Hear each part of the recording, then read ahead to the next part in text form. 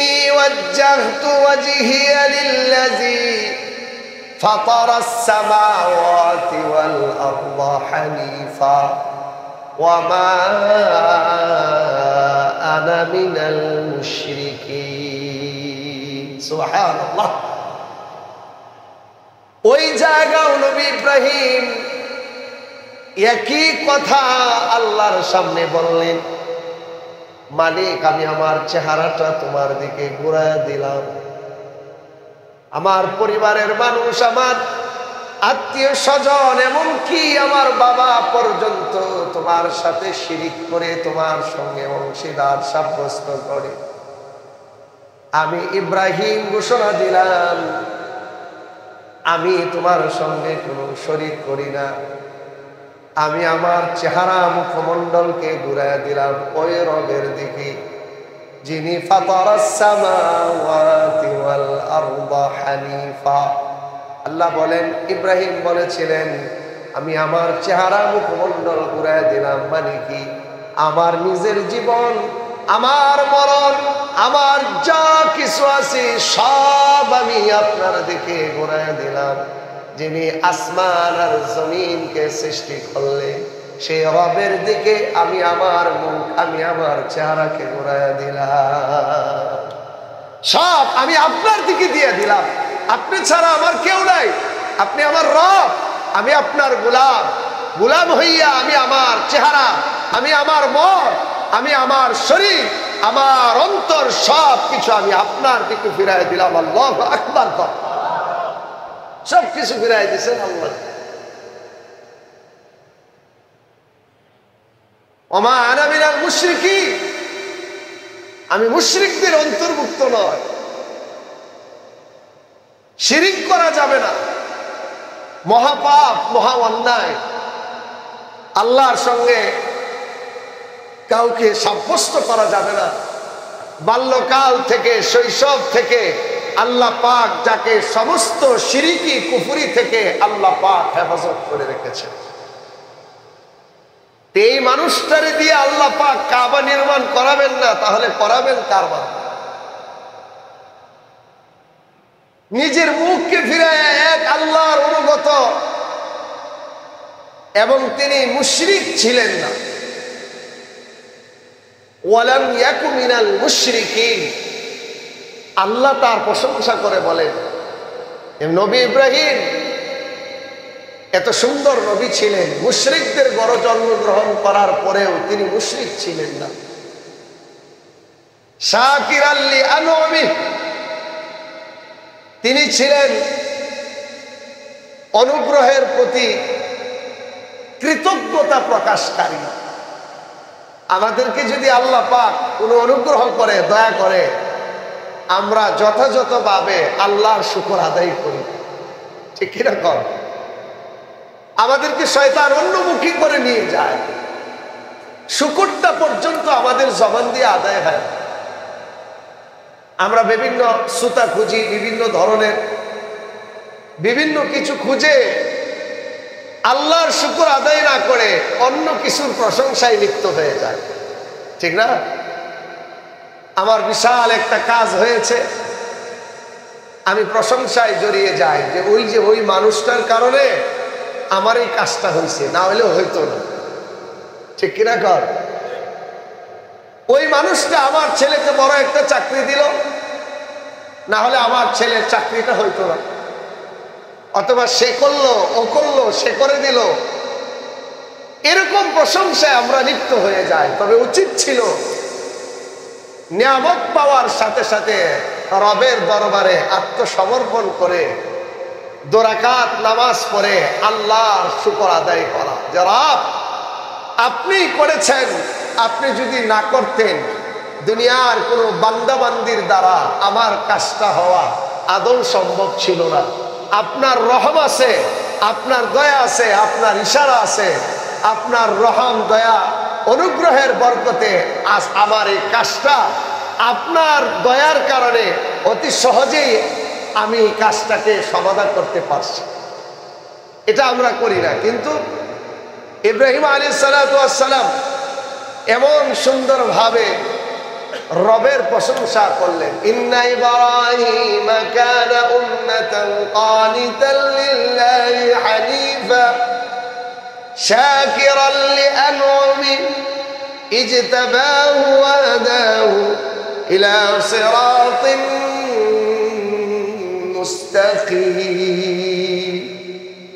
এত সুন্দর করে রবের প্রশংসা করলেন, রবকে সামনে রাখলেন প্রত্যেকটা মুহূর্তে, প্রত্যেকটা কাজে, প্রত্যেকটা কর্মে। আমার প্রতিটা কাজ, আমার প্রতিটা কর্ম, আমার জীবনের প্রতিটা ধাপ, প্রতিটা সেকশনে, প্রতিটা সেক্টরে, প্রতিটা জায়গায় জায়গায় একমাত্র আমার উপরে যিনি কাজ করেন তিনি হলেন সকলের রব। আমার রব তিনি কে? আল্লাহই করেন। ইন্নী ওয়াজ্জাহতু ওয়াজহিয়া লিল্লাযী ফাতারাস সামাওয়াতি ওয়াল আরদা হানিফা ওয়া মা আনা মিনাল মুশরিকিন। সুবহানাল্লাহ। ওই জায়গাও নবী ইব্রাহিম একই কথা আল্লাহর সামনে বললেন, মালিক আমি আমার চেহারাটা তোমার দিকে ঘুরাইয়া দিলাম, আমার পরিবারের মানুষ, আমার আত্মীয় স্বজন, এমনকি আমার বাবা পর্যন্ত তোমার সাথে শিরিক করে তোমার সঙ্গে অংশীদার সাব্যস্ত করে। আমি ইব্রাহিম ঘোষণা দিলাম আমি তোমার সঙ্গে কোনো শরিক করি না। আমি আমার চেহারা মুখমণ্ডলকে ঘুরাইয়া দিলাম ওই রবের দিকে যিনি ফাতারাস সামাওয়াতি ওয়াল আরদা হানিফা। আল্লাহ বলেন, ইব্রাহিম বলেছিলেন আমি আমার চেহারা মুখমণ্ডল ঘুরাইয়া দিলাম, মানে কি আমার নিজের জীবন, আমার মরণ, আমার যা কিছু আছে সব আমি আপনার দিকে ঘুরাইয়া দিলাম। যিনি আসমান আর জমিনকে সৃষ্টি করলেন সেই রবের দিকে আমি আমার মুখ, আমি আমার চেহারাকে ঘুরাইয়া দিলাম। সব আমি আপনার দিকে দিয়ে দিলাম। আপনি ছাড়া আমার কেউ নাই, আপনি আমার রব, আমি আপনার গোলাম। গোলাম হইয়া আমি আমার চেহারা, আমি আমার মন, আমি আমার শরীর, আমার অন্তর সব কিছু আমি আপনার দিকে ফিরাই দিলাম। আল্লাহু আকবার। সব কিছু ফিরাই দিয়েছেন আল্লাহ। ওমা আনা মিনাল মুশরিকিন, আমি মুশরিকদের অন্তর্ভুক্ত নয়। শিরিক করা যাবে না, মহাপাপ, মহা অন্যায়। আল্লাহর সঙ্গে কাউকে সাব্যস্ত করা যাবে না। যেখানে শিরিক হয়, যেখানে গুনাহ হয় ওই জায়গাও যাওয়া যাবে না। যেখানে শিরিকের আত্মা চলে ওখানে নিজেকে উপস্থিত করা যাবে না। এটা মহা অন্যায়, মহাপাপ, মহা অন্যায়, মহাপাপ। বলেন হুজুর আমাদেরকে যে দাওয়াত দিছে, কোনো উপাসনালয়, কোনো পূজায় দাওয়াতও খাওয়া যাবে না। কিসের দাওয়াত? এটা তো তার ধর্মীয় অনুষ্ঠান, ওখানে তো আমি যাইতে পারি না, কারণ সে তো আমার ধর্মের অনুষ্ঠানে আসে না। কথা কোন ঠিক কিনা? সে যদি আমাকে দাওয়াত দেয় আমার বন্ধু হিসাবে, আমি পরিষ্কার বলে দেবো এটা তো তোমার ধর্মীয় অনুষ্ঠান, সেখানে আমি যাইতে পারি। সামাজিক যদি কোনো অনুষ্ঠান হয় ওখানে দাওয়াত দাও, আর যদি শরীয়তের মানদণ্ডকে রক্ষা করে যদি পশু পাখি জবাই করো তাহলেও আমি খাইতে পারবো।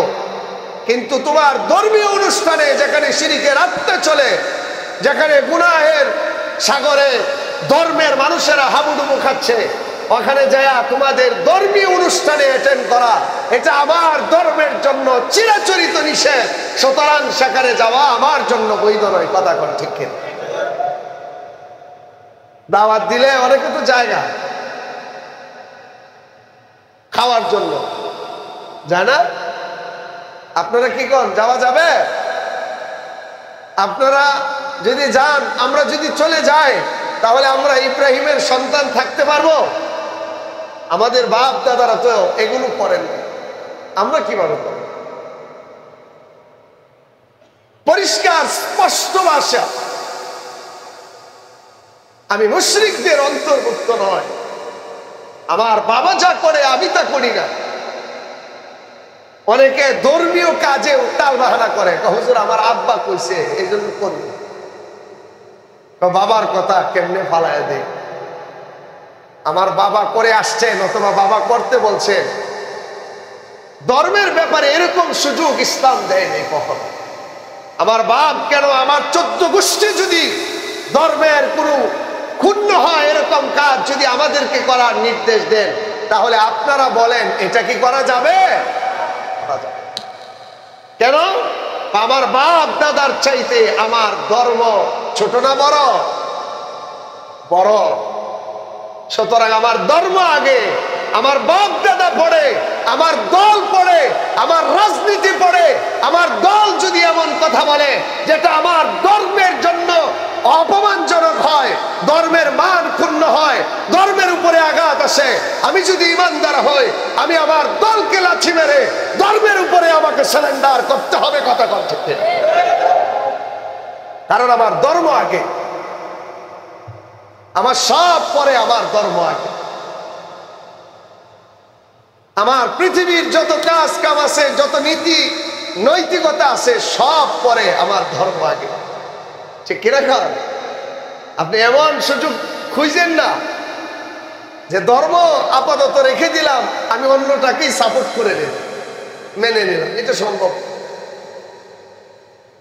এমন কাজ করে ফেললাম যেই কাজের কারণে আমি বেঈমান হয়ে গেলাম, আমার ধর্মের সাথে আমার সম্পর্ক কর্তন হয়ে গেছে। এই জন্য ধর্মকে ছোট করে খাটো করে এমন কাজ করা যাবে না যেখানে ধর্ম বরবাদ হয়ে যায়। ধর্ম আগে। ইব্রাহিম আলাইহিস সালামের শিক্ষাটা এরকমই ছিল, আগে ধর্ম, এরপরে বাকি কাজ। কারণ আমি আমার সাথে ধর্মকে মেনে নিয়েছি, আমার দেহের সাথে, আমার শরীরের সাথে, আমার জীবনের সাথে, আমার যৌবনের সাথে ধর্মের সম্পর্ক সবচেয়ে বেশি। আর ধর্ম হলো সর্বাগ্যে, সবার আগে। ধর্ম যতক্ষণ ঠিক থাকবে ততক্ষণ আমার সব ঠিক। যেখানে ধর্ম যে নষ্ট হয়ে যাবে ওখানে আমি আর সব কিছু ছেড়ে দিতে হবে। কারণ আমার ধর্ম হলো সবার আগে। ইব্রাহিম আলাইহিস সালাম ধর্মের যারা অনুগত্যশীল হবে, যারা ধর্মকে মানবে, কতদিন আগের গল্প, কতদিন আগের ওয়াকিয়া, হাজার হাজার বছর আগে বলে গেলেন আল্লাহ পাক। এগুলো এখনো কার্যকারিতা বানায় আছে। ইন্নী ওয়াজ্জাহতু ওয়াজহিয়া লিল্লাযী ফাতারাস সামাওয়াতি ওয়াল আরদা হানিফা ওয়া মা আনা মিনাল মুশরিকিন।